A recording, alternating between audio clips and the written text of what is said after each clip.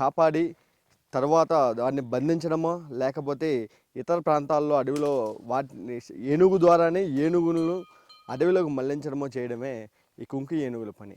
ఈ కుంకి అనగానే ఏదో ఒక భయభ్రాంతులకు గురయ్యే పదం అయితే కాదు. ఇది ప్రస్తుతం మనకు ఉమ్మడి చిత్తూరు జిల్లాలో పంట పొలాలను నాశనం చేస్తున్న రైతుల్ని, వారి జీవితాలని ఏనుగు కాళ్ళ కింద పడేస్తున్న అటవీ ఏనుగుల సంరక్షణకు రాష్ట్ర ప్రభుత్వం ప్రత్యేక చొరవ చూపిస్తుంది.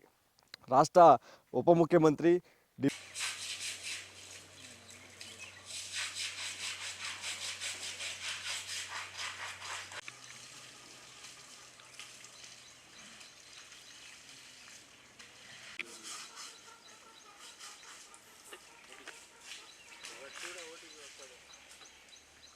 దీంట్లో బ్యాలెన్స్ లేదురా అని చెప్పాను నీకు.